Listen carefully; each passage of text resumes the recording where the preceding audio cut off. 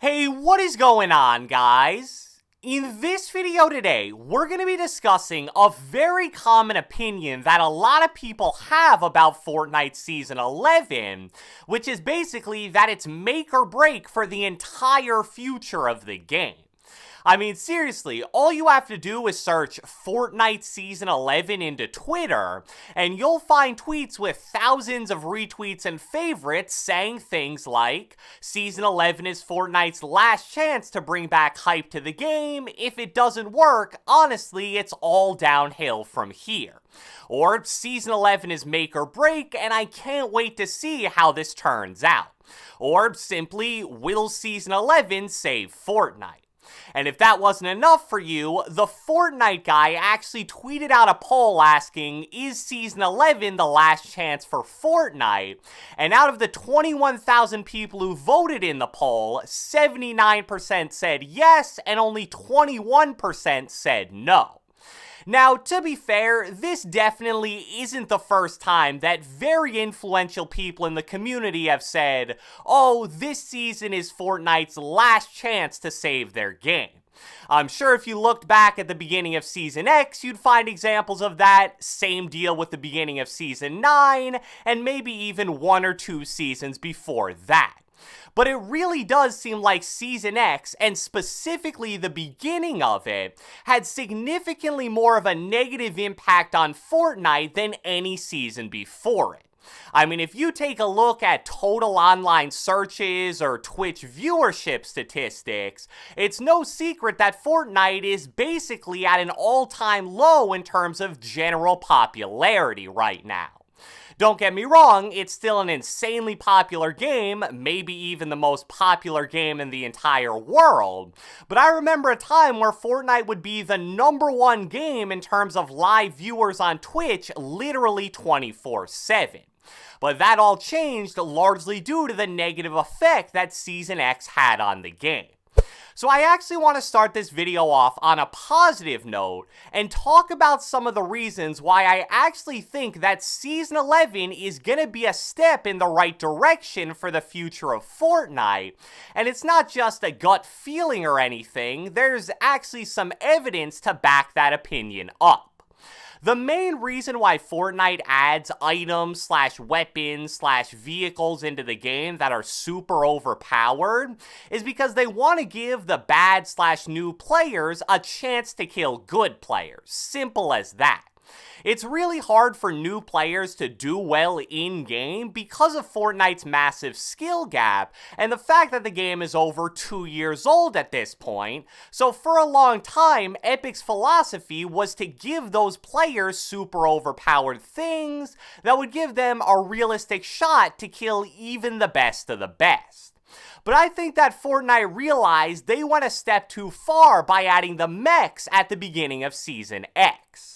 The pre-patch mechs were probably the most overpowered and game-ruining thing ever added to Fortnite, and like I mentioned earlier, the mechs really did directly lead to the game seeing a significant dip in popularity. I mentioned online searches for Fortnite earlier, so let's take a quick look at Google Trends.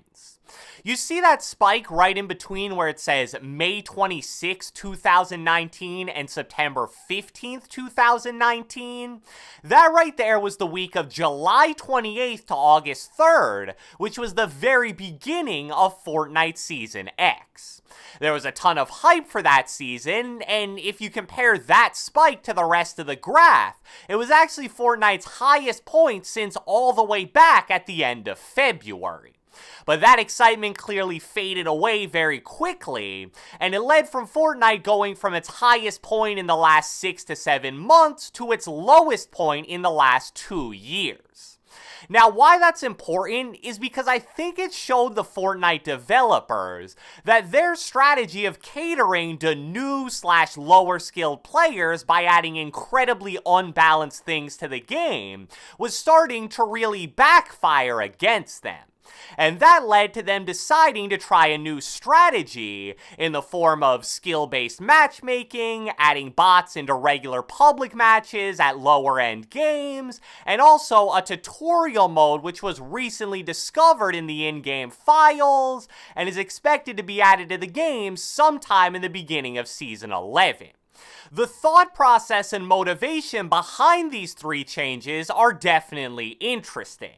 It seems like Fortnite has really transformed their stance from, alright, we need to give bad players OP weapons/items so they can kill good players, to actually, you know what, I think our best bet is just to do everything we can to prevent bad players from even being in the same games as good players. Now, at least in my opinion, that general strategy is a lot better for everybody compared to adding things like mechs, planes, or swords into the game. Everybody knows that these items are just totally hated by the majority of average to really good players, but I also feel like even the lower skilled players start to dislike them relatively quickly. I have some friends that are plain and simple pretty bad at the game, they know it, and they'll be the first person to tell you that. What I noticed with items like the mechs and the planes from Season 7 is that at first, they really like them. They find them fun to use, and they love the fact that they can get 3 to 4 plus easy kills a game by using them. But then, as time goes on, maybe over the span of a few weeks, they start to like the items less and less. They realize that in the long run, they're going to end up dying to these super unbalanced things more than they're going to end up getting to use them. So the hope of the community going into Season 11 is that because Fortnite has finally taken extreme measures to separate players of uneven skill, that they can now balance the game without any kind of outside pressure to go out of their way to make sure they add things specifically for casual/lower skilled players. I don't think it's just a coincidence that skill-based matchmaking and the announcement of bots being put into regular games was made right before Season 11 begins.